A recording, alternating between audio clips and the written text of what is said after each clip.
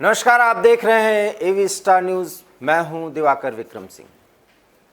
अफगानिस्तान में कथित सरकार के एक महीने पूरे हो चुके हैं।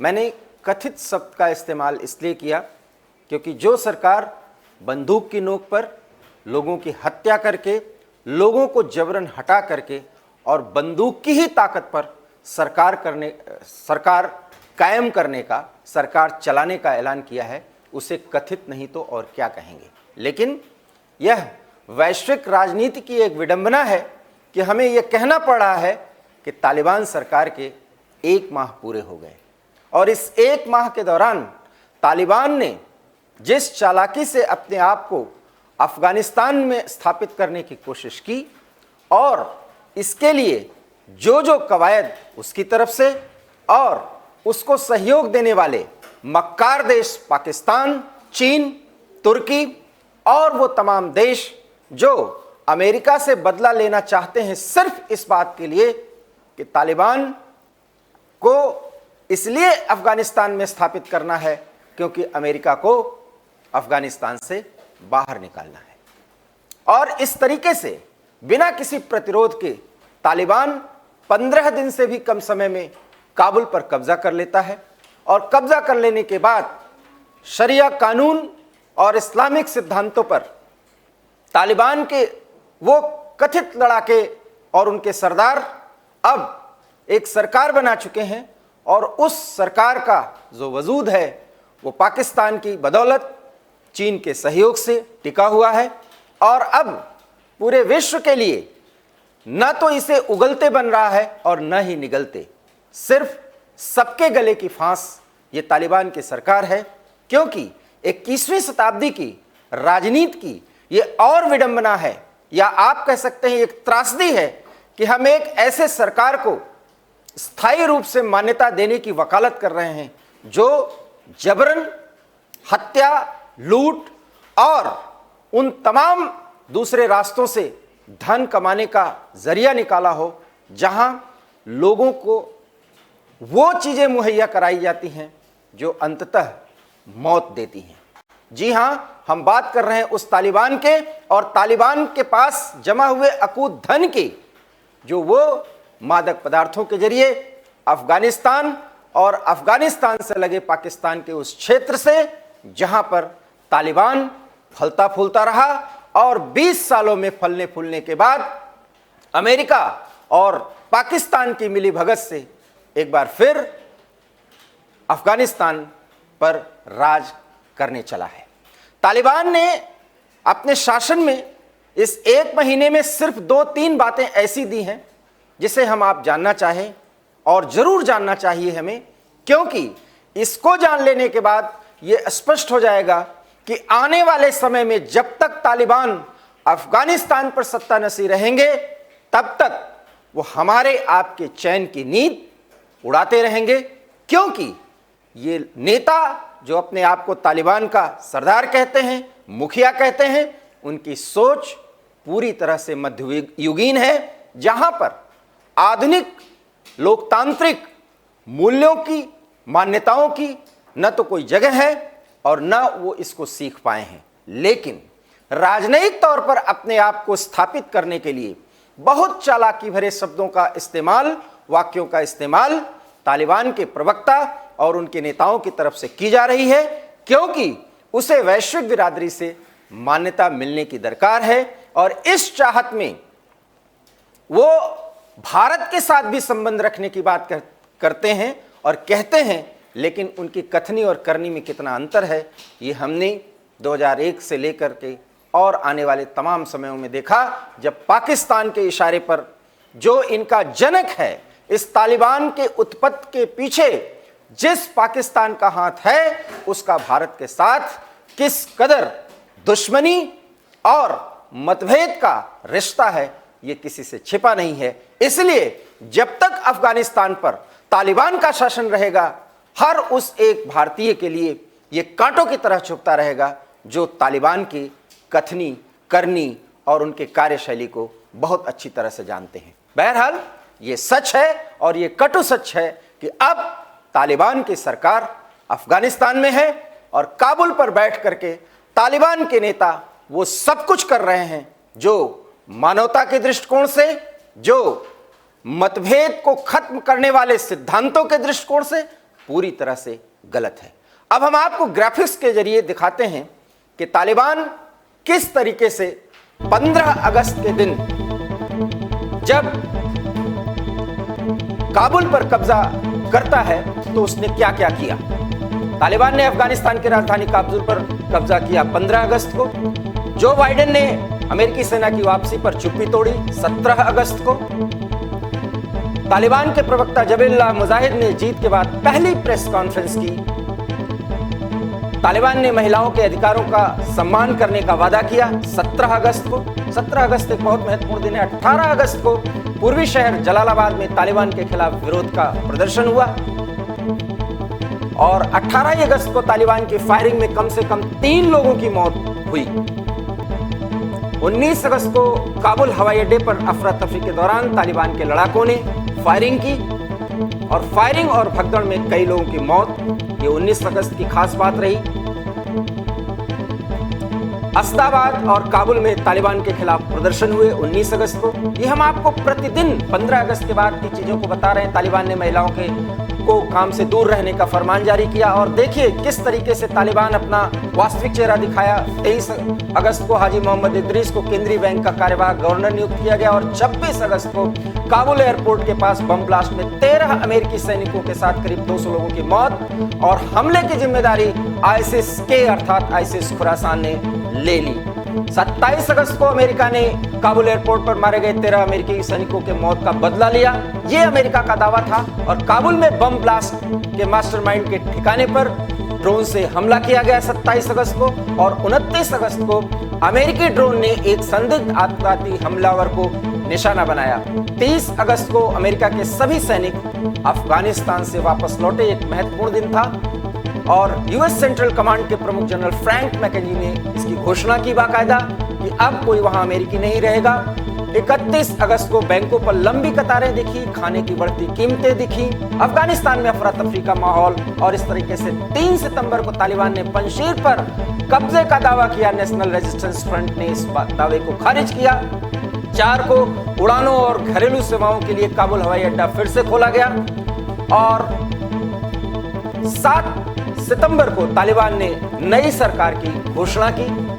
बहुत महत्वपूर्ण दिन है 7 सितंबर का। कथित सरकार, जिसको मैं कथित सरकार कहता हूं, और 9 सितंबर को पहली वाणिज्यिक अंतर्राष्ट्रीय उड़ान काबुल से 100 से ज्यादा विदेशियों को लेकर के रवाना हुई और 13 सितंबर को संयुक्त राष्ट्र ने अफगानिस्तान के लिए $1.1 अरब देने का वादा किया।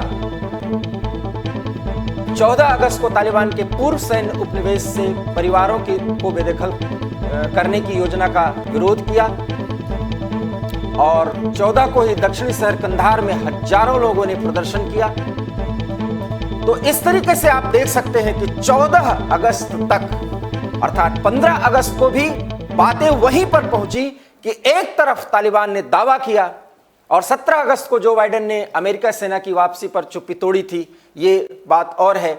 उस दिन के बाद से लेकर के सितंबर 15 तक सूरत हाल और वस्तु स्थिति यह है कि एक तरफ तालिबान शरिया कानून और इस्लामिक सिद्धांतों के आधार पर पूरे अफगानिस्तान के शासन को, पूरे अफगानिस्तान की आवाम को एक साथ आगे बढ़कर ले चलने का दावा और वादा किया।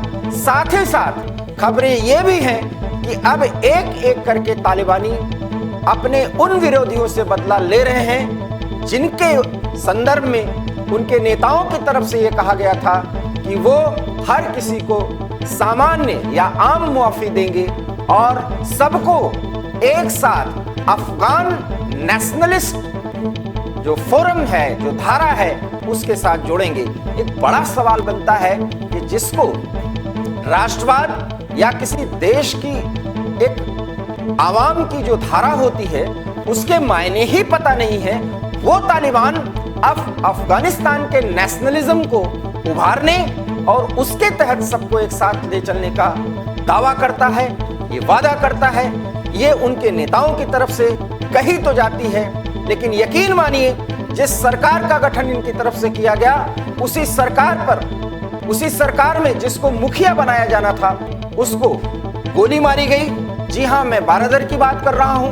बारादर घायल हैं या किस अवस्था में कहां पर हैं, ये अभी सस्पेंस बना हुआ है। निश्चित रूप से वो पाकिस्तान में है, जो एक अनुभव कहता है एक पत्रकार के तौर पर, और पाकिस्तान में उनका इलाज चल रहा है, प्रोटेक्शन चल रहा है, और ये व्यक्ति आतंकी है। और विडंबना देखिए कि जो तालिबान की सरकार इस समय वजूद में है और जिस सरकार के नाम पर संयुक्त राष्ट्र संघ से भी सहायता मानवाधिकार को संरक्षित करने के नाम पर आ रहा है, उस सरकार के 7 मंत्री मोस्ट वांटेड लिस्ट में है। हालांकि वो अमेरिका की FBI के लिस्ट में है, और FBI या अमेरिका के दृष्टिकोण से ही हम किसी तालिबानी को हम आतंकी नहीं कह सकते। लेकिन हम तालिबान के उस सिद्धांत का भारत के नागरिक के तौर पर इसलिए विरोध करेंगे क्योंकि तालिबान का सिद्धांत धर्म के नाम पर, इस्लाम के नाम पर पाकिस्तान को अपना सबसे नजदीकी बताता है। लेकिन भारत को वो मान्यता देता है, भारत की ताकत और भारत के वजूद को वो समझता है, लेकिन अपने स्वार्थ के लिए भारत का इस्तेमाल करता है। ये विडंबना ही है और हास्यास्पद स्थिति है कि तालिबान के रणनीतिकार अपने आप को अंतर्राष्ट्रीय राजनयिक दृष्टिकोण से इतना चालाक और शातिर समझते हैं कि सोचते हैं कि उनकी बात में वो सारे लोग आ जाएंगे, वो सारे देश आ जाएंगे जो उनका बदला हुआ चेहरा देखकर बहुत खुश हैं। लेकिन बदलते हुए चेहरे पर जो नकाब डाला गया है, उस नकाब के हटते ही तालिबान का असली चेहरा सामने आ जाएगा, क्योंकि तालिबान की जो सरकार 1 महीने के कार्यकाल को पूरा कर सकी है, उसमें निर्देश या तो इस्लामाबाद से आ रहा है, या तो क्वेटा से आ रहा है, या तो ISI के दफ्तर से आ रहा है, क्योंकि ISI का चीफ ही तालिबान के वो सारे रणनीतियां, तालिबान के वो सारे आगे के प्रोग्राम्स को निर्धारित कर रहा है। और उस निर्धारण में सिर्फ और सिर्फ एक बात है, और वो ये कि इस्लामिक शरिया कानून के तहत अफगानिस्तान के लोगों को उस रास्ते से हटाया जाए जिस रास्ते पर चलकर अफगानिस्तान के लोग भारत को अपना दोस्त और अपना भाई समझते थे। और यही सबसे बड़ा नुकसान भारत को है, जो ये लोगों को मानना चाहिए और वो उन विश्लेषकों को मानना चाहिए जो अभी भी वेट एंड वॉच की रणनीति पर चल रहे हैं। एक तरफ पाकिस्तान काबुल में घुसकर वहां की रणनीति तय करता है, अपने पिट्ठुओं को वहां पर बैठाता है, और दूसरी तरफ पंजशीर में जहां इस अफगानी नेशनलिज्म की खातिर वहां के लड़ाके तालिबानियों का प्रतिरोध कर रहे हैं, वहां पर वो बमबारी करता है। और देखिए उस अमेरिका की ताकत, जो अपने आप को विश्व की बड़ी ताकत बताता है, वो ये सब कुछ देखने के लिए मजबूर है। लेकिन भारत की आवाम 130 करोड़ से अधिक की आबादी सैद्धांतिक दृष्टिकोण से तालिबान को कभी भी उस स्तर पर मान्यता नहीं दे सकती जहां तालिबान और भारत का संबंध एक भाई भाई का हो, क्योंकि तालिबान के इरादे कतई नेक नहीं है, और जिस रास्ते पर तालिबान चल रहा है वो रास्ता पाकिस्तान के द्वारा तैयार किया गया है, और उस रास्ते पर सिर्फ और सिर्फ कांटे बिछेंगे।